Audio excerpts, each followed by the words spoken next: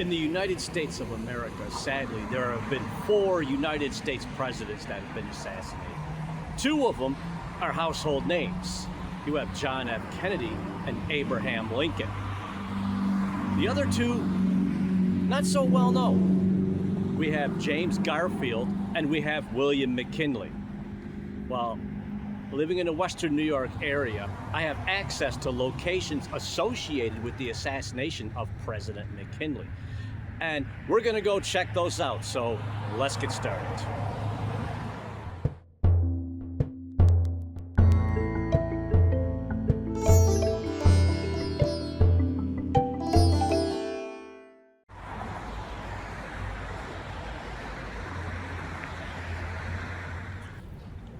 Okay, so this is not going to be a deep dive about the Pan American exhibition in itself.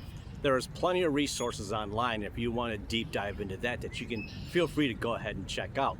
Now, that being said, there are some notables that actually did attend the Pan American exposition that I definitely want to name drop.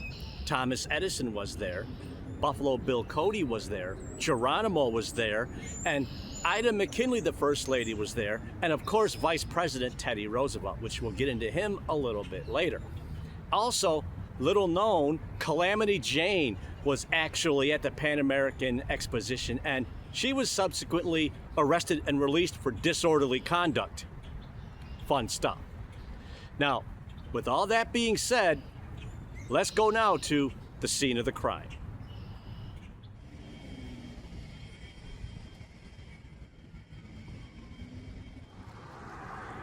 William McKinley, the 25th President of the United States, was shot on the grounds of the Pan American Exposition in the Temple of Music in Buffalo, New York on September 6, 1901, 6 months into his second term. He was shaking hands with the public when an anarchist, Leon Chalgas, shot him twice in the abdomen. McKinley died on September 14th of gangrene caused by the wounds. He was the 3rd American president to be assassinated, following Abraham Lincoln in 1865 and James A. Garfield in 1881. McKinley initially appeared to be recovering, but his conditions deteriorated on September 13th and his wounds became gangrenous. He died at 2:15 a.m. on September 14th and was succeeded by his vice president, Theodore Roosevelt. A month later, Chalgas was convicted of first-degree murder and was sentenced to death. He was executed by the electric chair on October 29. Congress later passed legislation to officially charge the Secret Service with the responsibility of protecting the president. Chalgas had lost his job during the economic panic of 1893 and turned to anarchism, a political philosophy adhered to by contemporary assassins of foreign leaders.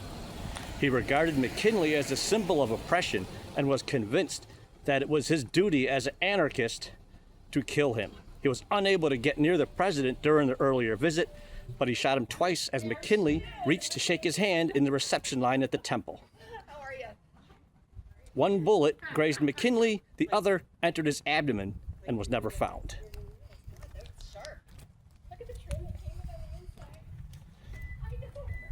And so, as we round the bend here,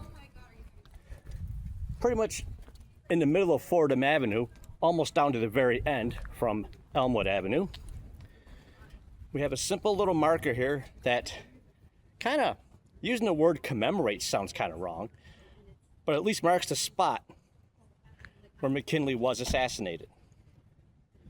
It says, in the Pan American Temple of Music, which covered this spot, President McKinley was fatally shot April 6, 1901. This marker placed by the Buffalo Historical Society.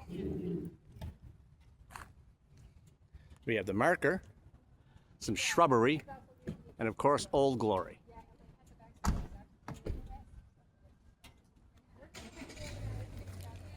So I'm all about progress and everything, and I know how things work. But something as important of this, you would think would have not only an easier trail to follow in Buffalo, but a far bigger monument, although I am thankful that at least there is something here that commemorates this event that did help change American history. And it's kind of hard To put into context that pretty much I'm standing right in the middle of the temple of music where this happened.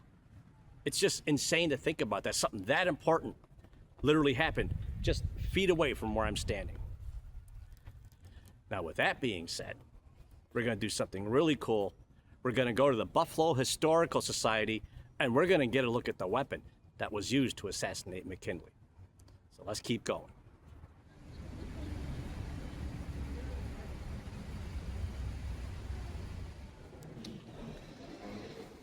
Okay, so I am here in the Historical Museum, and this is the artifact that I was talking about. It's a .32 caliber revolver. It's a Ivor Johnson's Arms and Cycle Works, Fitchburg, Massachusetts, nickel-plated steel. This is the pistol that was used in the assassination of President William McKinley. Now, at one point I thought there was actually like the handkerchief that covered it here, but I don't see that anymore. Who knows what happened to that? But over here, there seems to be more artifacts that are associated with the assassination. Probably some medical probing tools they were using to try and get the bullet. Now, I was curious as to exactly why there was a Bill's helmet here with the pistol used on McKinley. I was confused about it. Then I started reading here a little bit about it, and I put two and two together. And it kind of leads more toward the Buffalo curse. Of course, the Buffalo curse is the Buffalo sports teams having a curse on them that they will never win a major championship. So there's a lot of different versions of this curse and a lot of different reasons why the curse was actually laid onto us. This here seems to be one. This one here is called the McKinley curse, and it could very well be the curse that could be broken hopefully this year with the Sabres or very, very soon with the Buffalo Bills. But I'm getting off track. So there is, again, the pistol used in the assassination. Now, I wasn't going to do too much, but I'm compelled to go this way a little bit to show a little bit about the Pan Am exhibition, at least some place cards and artifacts and paintings that show it at least somewhat. You know, I can't really be here talking about this and not at least attempt to show a few things, right? So we're going to do that. And I'm a little disappointed the handkerchief that was used to cover his hand isn't here, but at the end of the day, it's a handkerchief. We kind of get the idea.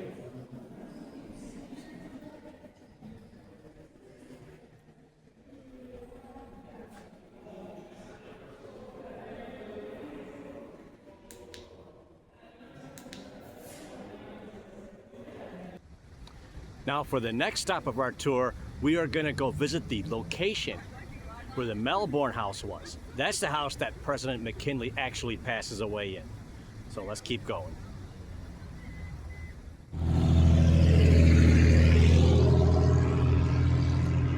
Okay, so we're coming up on it now.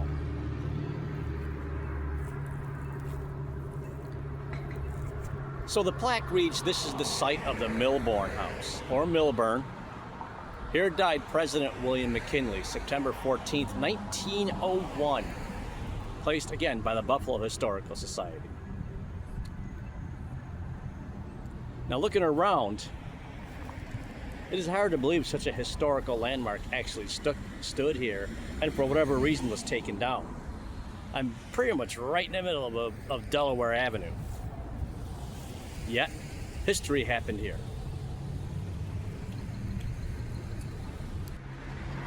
Now, just like the site of the assassination of William McKinley, there's just a tiny little marker here to indicate anything happened here whatsoever at all. And I really think that's a shame. And again, just like that, I do understand progress, but to me, this is almost like knocking down not Ford's Theater, but the hotel where Abraham Lincoln passed away. It's kind of in that same vein. This is such an important part of American history, and it's literally gone and turned into a parking lot. Now, behind me is the Canisius High School, and again, I get it, I understand progress, but I kind of really wish that there was a house here that could have held the artifacts from the assassination. It could have held things from the Pan Am exhibition. There's so much that people could have learned about it. And I think that's probably one of the big reasons why there is not, a lot of people don't know what happened here. It's a shame. Hopefully this video gets that out. Now, let's continue our tour to the Teddy Roosevelt inaugural site.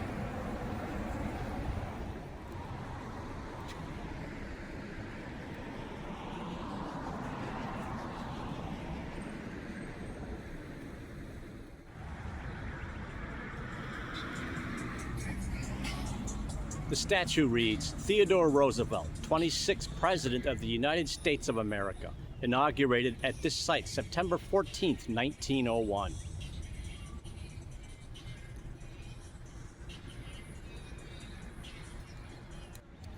So, in a nutshell, this is the site where Theodore Teddy Roosevelt was inaugurated as the 26th President of the United States as a result of the McKinley assassination. Of course, he was the vice president. Now, I'm not really going to go in there for a tour because I'm not sure how much there is to see. So, from here, we're going to go visit the McKinley Monument, the monument dedicated to President William McKinley. So it was literally too busy in there to really do much in the way of filming, and most of the artifacts, of course, were about Teddy Roosevelt and some about the Pan American Exposition. And I certainly suggest coming to see this place. If I had more time and I wasn't shooting this particular video, I would have stayed and looked around a little bit. But the place was wonderfully packed with people, and that's actually good because that means that people are interested in this sort of thing and interested in American history, and it will keep going. So, that being said, let's go check out the McKinley Monument.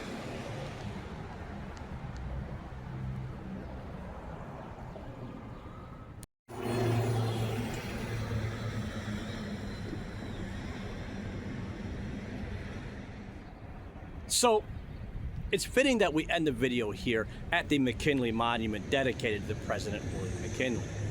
Now, the monument here has a story all of its own. Now, that video is on my channel here. And City Hall behind me, that's a job actually for future me. Well, that being said, we're out of here. Don't forget to hit that notification bell so you can be notified when videos drop. And don't forget to hit that like and subscribe button. I would really appreciate it. And I will see you next time.